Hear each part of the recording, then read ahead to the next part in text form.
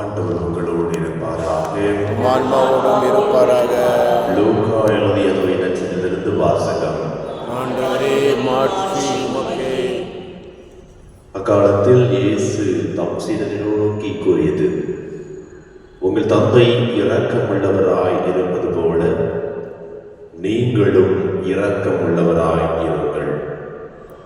பிறர் குற்றவாளிகள் என தீர்ப்பளிக்காதீர்கள், அப்போதுதான் நீங்களும் தீர்ப்புக்கு உள்ளாக மாட்டீர்கள். மற்றவர்களை கண்டனம் செய்யாதீர்கள், அப்பொழுதுதான் நீங்களும் கண்டனத்துக்கு ஆளாக மாட்டீர்கள். மன்னியுங்கள், மன்னிப்பு பெறுவீர்கள். கொடுங்கள், உங்களுக்கு கொடுக்கப்படும். அமுக்கி குள்ளுக்கு சரிந்து விடப்படி நாய் அளந்து உங்கள் வழியில் போடுவார்கள். நீங்கள் எந்த அளவையால் அளக்கிறீர்களோ அதே அளவையால் உங்களுக்கும் அளக்கப்படும். ஆண்டவரின் அருள் வாக்கு. ஆண்டவரே கிறிஸ்துவில் மிகவும் பிரியமுள்ள சகோதர சகோதரிகளே, தப காலத்தில் இருக்கின்றோம். நோன்பும் ஜெபமும் தானமும் செய்து கொண்டிருக்கின்ற ஒவ்வொருவருக்கும் இறைவன் அழைப்பு விடுக்கிக் கொண்டிருக்கின்றார்.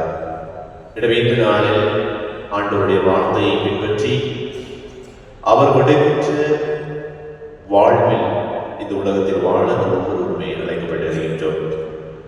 யோவான் 6ஆம் அதிகாரத்தில் கூறப்படுவது போல, ஆண்டவரே நீர் கூறிய வார்த்தைகள் வாழ்வதும் ஆவியை கொடுக்கின்றன, நிலை வாழ்வும் அளிக்கின்றன என்பது கேட்கின்றது யோவான் 6ஆம் அதிகாரம்.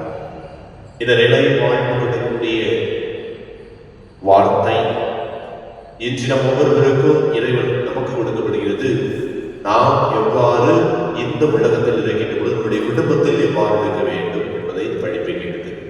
முதலாவதாக நாம் இரக்கம் உள்ளவராக இருக்க வேண்டும். இரக்கம் நிறைந்த உள்ளத்தை நாம் கொண்டிருக்க வேண்டும். மற்றும் யாரையும் தீர்ப்பிடாமல் இருக்க வேண்டும். முற்சார்பு எண்ணங்கள் கொண்டிடாமல், தீர்ப்பு கொடாமல், பிறரை குற்றவாளி என சுட்டி காட்டாமல், நம்முடைய உள்ளத்தில் இருக்கின்ற இறைவனை பிறருக்கு எடுத்துக்காட்ட ஒவ்வொருவருமே இறைவன் அழைக்கின்றார்.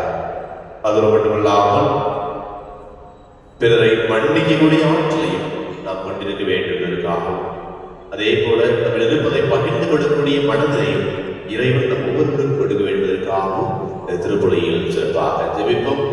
அதுதான் இறைவனுடைய விருப்பமாக நமக்காலத்தில் இருக்கின்றது.